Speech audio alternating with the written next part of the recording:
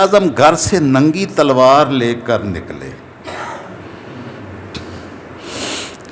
اللہم یا مقلب القلوب، اے دلوں کے پھیرنے والے، ثبت قلوبنا علی دینک، ہمارے دلوں کو اپنے دین پر ثابت قدمی عطا فرما. یہ انسان کا دل اللہ کی انگلیوں کے درمیان ہے، جدھر چاہے پھیر دے. تو فاروق اعظم گھر سے الیاذ باللہ حضور سرور کائنات صلی اللہ تعالی وسلم کو شہید کرنے کی نیت سے نکلے، لیکن مالک نے دعائے رسول قبول کر کے مراد رسول بنا دیا. باقی ساری دنیا مرید رسول ہے، یعنی رسول صلی اللہ تعالی وسلم کا ارادہ کرنے والی. اور فاروق اعظم عمر بن الخطاب مراد رسول ہیں، جن کو اللہ کی بارگاہ سے آقا علیہ السلام نے مانگ کے لیا. کیا شان ہے! آقا علیہ السلام کے ہر غلام کی وکھری شان ہے. اس لیے فرمایا اصحابی کن نجوم، میرے صحابہ ستاروں کی مانند ہیں. بِأَيِّهِمْ اقتدیتم اہتدیتم، جن کے پیچھے جن کا دامن تھام لوگے ہدایت پا جاؤ گے. ہر ایک کی اپنی اپنی یہ سارے پھول ہیں جن کی اپنی اپنی رنگت، اپنی اپنی خوشبو ہے. آپ خوش قسمت لوگ ہیں جو ان سارے پھولوں کی خوشبو کو اپنے دلوں میں سموئے ہوئے ہیں. جس کو چند پھول نظر آئیں اور گنبد خضرا میں مکین پھول نظر نہ آئیں، اس نے کیا خوشبو رسول سونگھی؟ اس کو خوشبو رسول نصیب نہیں ہوئی. یہ تو سارے پھول ہیں میرے محبوب کے اس گلشن کے، جس کو اللہ رب العزت نے اس آیہ مبارکہ میں بیان کیا کہ یہ کھیتی ہے میرے رسول صلی اللہ تعالی وسلم کی. جب یہ کھڑی ہو گئی تو اپنے بیج بونے والوں کے دل کی راحت جان ہے.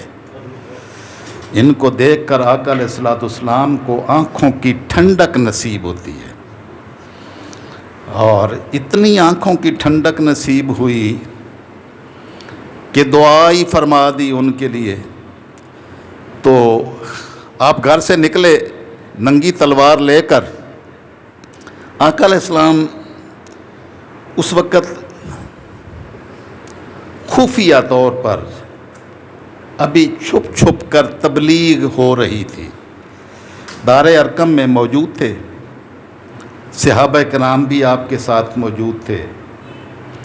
تو کسی نے دروازے کی جھیج سے دیکھا کہ باہر عمر بن الخطاب ننگی تلوار لے کر آ رہے ہیں. تو آقا علیہ الصلوۃ والسلام کے چہرہ انور پر، صحابہ کرام کے چہرے پر خوف کی کیفیت تھی کہ عمر بن الخطاب جیسا اتنی شدت اور شجاعت و بہادری کا پیکر شخص ننگی تلوار لے کر آ رہا ہے. تو احوال ظاہر کو دیکھ کر ایسی کیفیت ہی طاری ہونی تھی، لیکن میرے آقا کے چہرہ اقدس پر مسکراہٹ ہوگی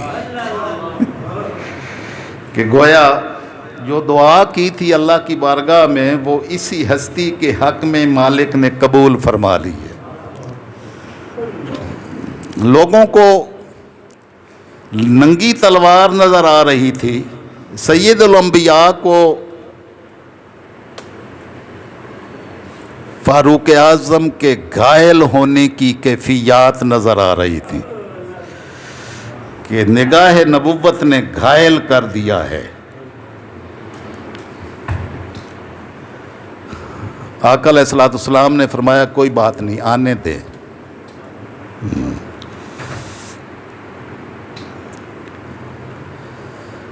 جب آئے تو آقا علیہ الصلوۃ والسلام کی چہرہ اقدس کو دیکھ کر تلوار پھینکی اور آقا کے قدموں میں گر گئے۔ آپ کا کلمہ پڑھا، لا الہ الا اللہ محمد الرسول اللہ۔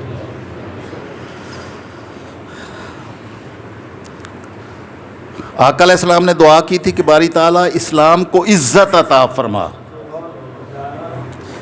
اب عزت کا معنی ایک تو وہ عزت ہے جس کو ہم سمجھتے ہیں، وہ معنی بھی ہے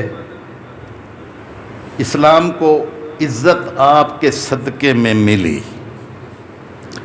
دوسرا اس کا معنی غلبہ ہے، قوت اور طاقت ہے۔ تو جب آپ نے اسلام قبول کیا تو اس وقت آپ کا 40واں نمبر ہے اسلام قبول کرنے میں، یعنی آپ 40ویں مومن ایمان قبول کرنے والے لوگ۔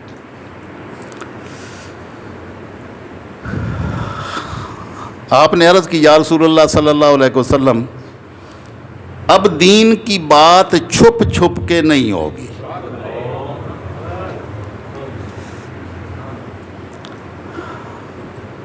عمر بن الخطاب کے اسلام قبول کرنے کے بعد دین کے ماننے والے چھپ چھپ کے دین کی بات کریں تو یہ عمر بن الخطاب فاروق اعظم کو گوارا نہیں ہے۔ آپ نے علی اعلان بیت اللہ شریف میں جا کے بیت اللہ شریف کے سامنے ساری دنیا کفر کو للکار دیا کہ اب اسلام کمزوروں کا دین نہیں ہے، بلکہ اس کھیتی کو مالک الملک نے پختہ مضبوط کر دیا ہے۔ اب جس نے اپنی اولاد کو یتیم، بیوی کو بیوہ اور اپنی ماں کو سکلا بنانا ہو تو وہ میرے مقابلے میں آ جائے۔ تو اللہ نے آپ کے ذریعے سے دین کو عزت، وقار، عظمت، غلبہ عطا فرمایا اور اس کو اس آیہ مبارکہ میں بیان کیا، محمد الرسول اللہ والذین معہ اشداء علی الکفار۔ جب کافروں کا مقابلہ ہوتا ہے تو کافروں کے مقابلے میں اتنے شدید ہیں کہ چٹان بھی، پہاڑ بھی اتنی صلابت نہیں رکھتے جتنی حضور صلی اللہ تعالی وسلم کے صحابہ کرام کی یہ جماعت مضبوط ہے۔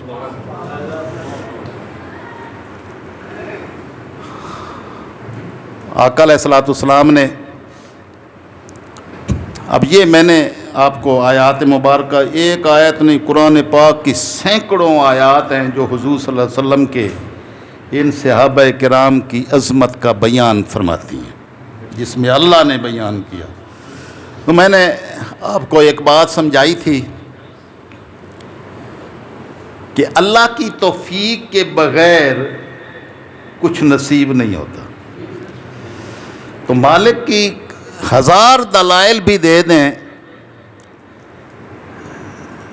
تو انسان ماننے کے لیے تیار نہیں ہوتا۔ جنہوں نے ابراہیم خلیل اللہ کے لیے آگ کو گلزار بنتے دیکھا تھا، کیا وہ سارے مومن ہو گئے تھے؟ نہیں نصیب ہوتا جب تک مالک نہ چاہے۔ تو اگر حقیقت حال کو سمجھنا ہو تو ایک یہ بات بھی کافی ہے کہ مالک الملک نے اپنے صحابہ کرام کی، آگ کے صلی اللہ تعالی وسلم کے غلاموں کی جو سیرت و کردار بیان کیا، اس سے بڑھ کر اس کے بعد کون سیرت و کردار بیان کرے گا؟ کون فضائل و مناقب بیان کرے گا؟ پھر آقا علیہ السلام نے فرمایا کہ ہر نبی جو دنیا میں تشریف لایا تو ہر نبی کے 2 وزیر آسمانوں میں ہیں اور 2 وزیر زمین پر ہیں۔ یعنی جو بھی نبی تشریف لایا تو اس کے اللہ نے 4 وزیر بنائے، 2 آسمانوں میں اور 2 زمین پہ۔ تو وزیر کس کے ہوتے ہیں؟ حاکموں کے، بادشاہوں کے وزیر ہوتے ہیں۔ اس کا مطلب ہے اللہ کا ہر نبی حاکم ہے اور باقی ساری دنیا اللہ کے انبیاء اور رسل کی رعایا ہے۔ اور آقا علیہ السلام نے ارشاد فرمایا کہ ہر نبی کے 2 وزیر آسمانوں میں، 2 وزیر زمین پہ ہیں۔ عن ابی سعید الخدری رضی اللہ تعالیٰ عنہ، یہ امام ترمذی نے اس حدیث کو بیان کیا کہ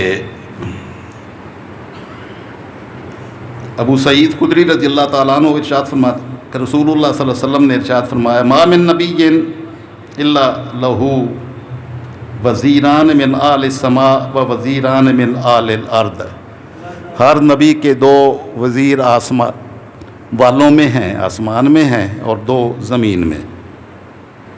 فاما وزیرایا من آل السماء، تو آسمان میں میرے جو 2 وزیر ہیں، فجبریل و میکائیل، جبریل و میکائیل آپ کے وزیر ہیں۔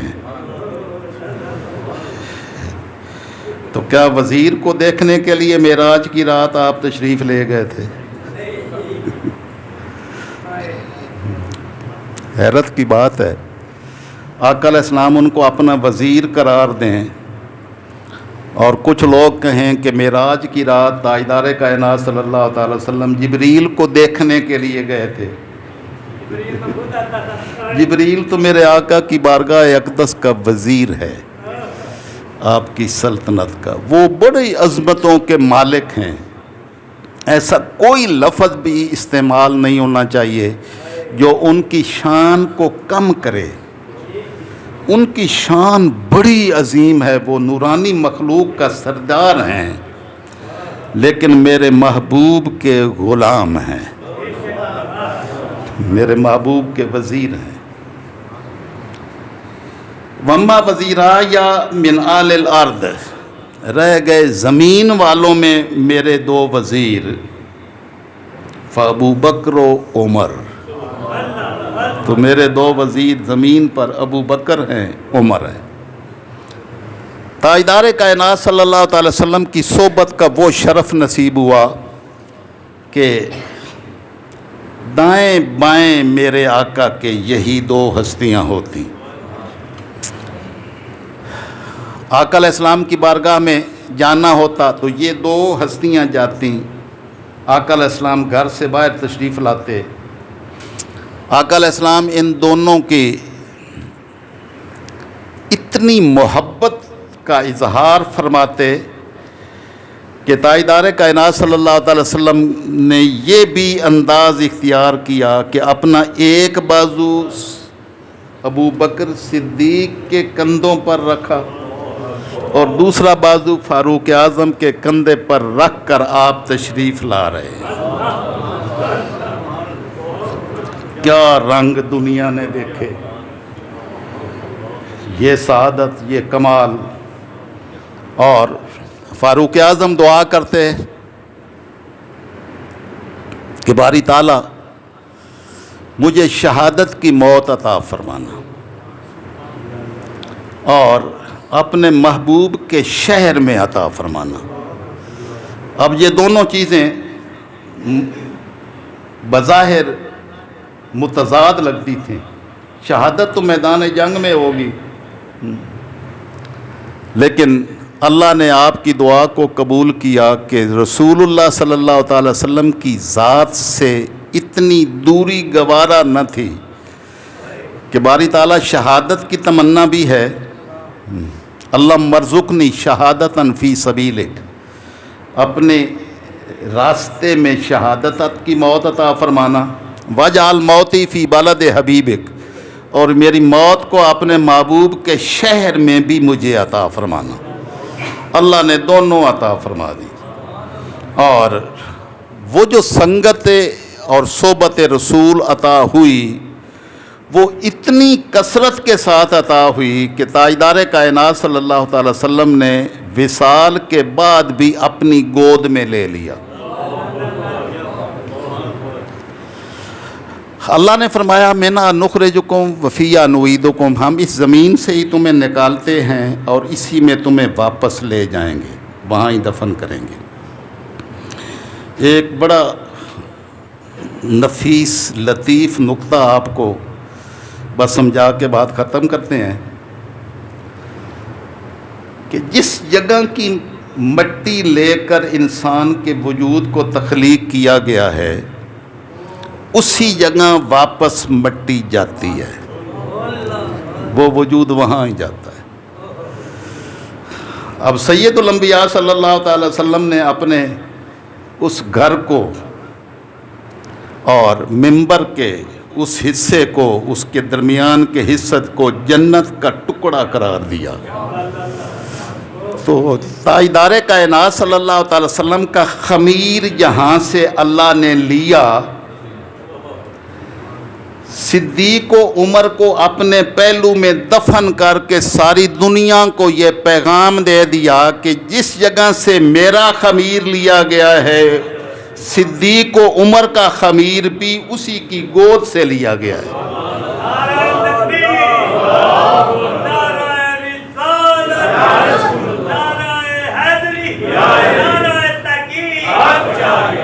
مالک الملک نے اپنے محبوب کی صحبت کا وہ انداز عطا کیا کہ جس نے بھی بارگاہ نبوی میں حاضر ہونا ہے اس نے صدیق و عمر کی بارگاہ میں بھی حاضری دینی ہے۔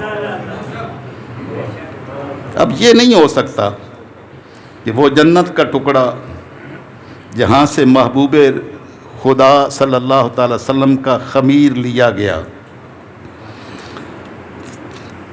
اور وہاں ہی آپ کا مدفن ہوا، وہاں ہی آپ کی قبر انور ہوئی، تو اس کا مطلب ہے کہ آپ کے پہلو سے ہی صدیق و عمر کا خمیر بھی لیا گیا اور وہاں ہی وہ واپس وجود اسی جگہ پہ رکھے گئے۔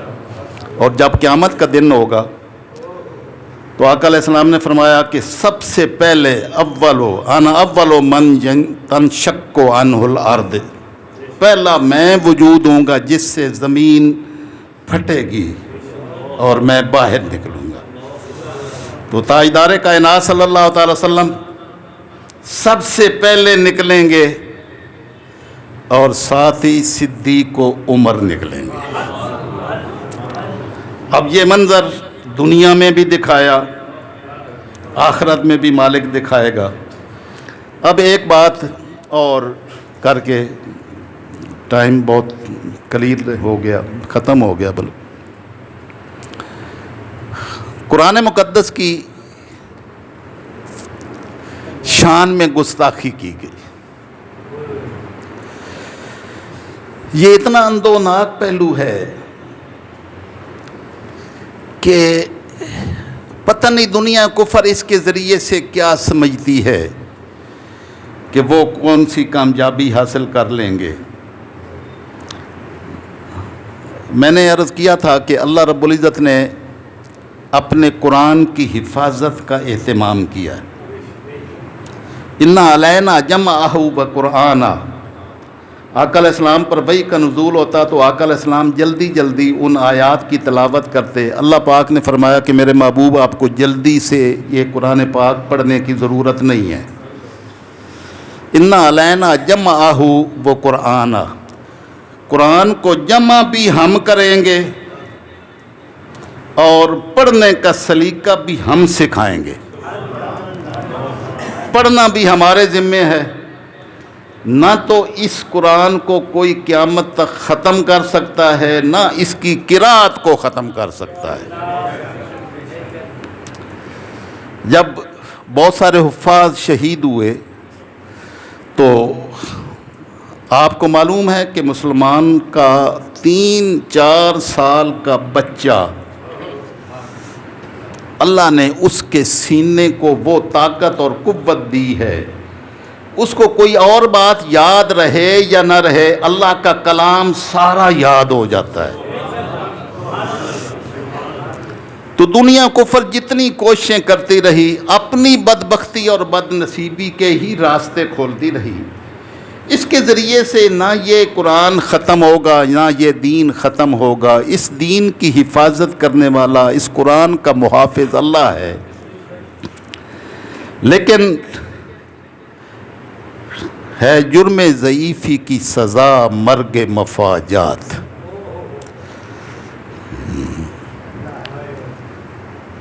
یہ مالک کا ازل سے یہ فتویٰ ہے، ازل سے یہ اللہ کے، یہ علامہ اقبال نے فرمایا کہ دنیا کائنات میں یہ ازل سے اللہ کا فتویٰ ہے جرم ضعیفی کی سزا مرگ مفاجات۔ جو کمزور ہوتے ہیں وہی مرتے ہیں۔ اب مسلمان اپنی کمزوریوں کی وجہ سے اس حد تک پہنچ گئے ہیں کہ دنیا کفر کو اتنا بڑا قدم اٹھانے کی جرت ہو جائے، اور 57 مسلمان ممالک خاموش تماشائی بنے بیٹھے ہوتے ہیں۔ اور کبھی یہ فاروق اعظم نکلتے ہیں تو مالک الملک فرماتے ہیں اشداء علی الکفار، یہ حضور کے غلام کافروں کے مقابلے میں اتنے سخت ہیں کہ کسریٰ کے سامنے جاتے ہیں، شاہ ایران کے سامنے، شاہ روم کے سامنے جاتے ہیں تو بات کمزوروں کی زبان میں نہیں کرتے ہیں، پہلے جرأت و شجاعت و بہادری کا پیکر بن کے پہلے اپنے نبی کی سنت کا پیغام دیتے ہیں کہ اسلام قبول کر لو تو سلامتی پا جاؤ گے، ہمارے ساتھ شامل یا جزیہ قبول کر لو، یعنی ہمارے محتاط رہو گے تو جزیہ دو گے، اور اگر یہ بھی نہیں ہے تو پھر میدان جنگ میں ہماری تلواریں تمہارا فیصلہ کریں گے۔ تو قیصر و کسریٰ کو کے کان کھڑے ہوتے ہیں کہ یہ عرب کے بدو دیہاتی لوگ اٹھ کے اتنی قوت طاقت کے مالک بن گئے ہیں کہ یہ 2 سپر پاور کو جا کے یہ پیغام دیتے ہیں۔ تو مالک الملک نے فرمایا کزرع اخرج شطأہ فآزرہ فاستغلظ فاستوی علی سوقہ، یہ میرے محبوب کے غلاموں کی کھیتی ہے، جب یہ تنا اتنا مضبوط ہو گیا تو میرے محبوب کی آنکھوں کی ٹھنڈک ہے یہ کھیتی دیکھ کر، ہم نے وہ کھیتی ویران کر دی اپنی بدعمالیوں اور بد کرداریوں کی وجہ سے۔ ہم یاد نہیں رہا کہ اللہ نے یہ سعادت ہمیں دین کی، عقل اسلام کی غلامی کی عطا فرمائی، یہی سب سے بڑی سعادت تھی اور یہی سب سے بڑا مقام ہے، اور سب نے اللہ کی بارگاہ میں جا کے پیش ہونا ہے۔ یہ دنیا کے چند ٹکوں کی خاطر اپنے دین کا سودا کرنے والے لوگ دین کے محافظ نہیں بن سکتے۔ دین کے حفاظت کرنے والے جب 40 تھے تو دنیا کفر کو ہمت نہیں تھی سامنے آنے کی، اور فاروق اعظم رضی اللہ تعالیٰ عنہ نے جب ہجرت کی تو آقا علیہ السلام کا حکم تھا مدینہ طیبہ کی طرف ہجرت کرنا، تو آپ ایک ایک کے دروازے پر جا کر دستک دی کہ میرے نبی کا حکم ہے ہجرت کرنے کا، تم یہ نہ سمجھنا کہ تمہارے ڈر کی وجہ سے ہم ہجرت کر رہے ہیں، تمہارے ڈر کی وجہ سے ہجرت نہیں کر رہے ہیں، اپنے نبی کے حکم کی تعمیل میں ہجرت کر رہے ہیں۔ یاد رکھیں کہ اگر کسی نے اپنی اولاد کو یتیم کروانا ہو، اپنی بیوی کو بیوہ کروانا ہو، ماں کو سکلا کروانا ہو، تو فاروق اعظم عمر بن الخطاب کے راستے میں رکاوٹ بن کے دیکھا ہو۔ تو یہ ہے جرم ضعیفی کی سزا، مرگ مفاجات۔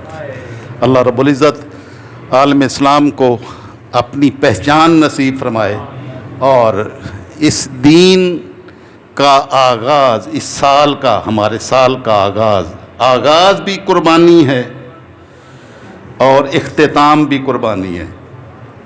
آغاز محرم الحرام ہے جو قربانی سے شروع ہوتا ہے، اور شہادت فاروق اعظم، شہادت آل بیت اطہار، شہادت امام حسین، اور اختتام بھی قربانی کا ماہ ذی الحج۔ قربانی دونوں، اختتام و آغاز قربانی کی یاد دلا کر عالم اسلام کو سبق دیتی ہے کہ تمہارا دین تم سے قربانی مانگتا ہے۔ تم قربانی دو گے تو دنیا میں عزت و سرخروئی تمہارا مقدر ہوگی۔ اللہ رب العزت عالم اسلام کو بیداری نصیب فرمائے اور صحیح فکر کی توفیق نصیب فرمائے۔ وما علینا الا البلاغ۔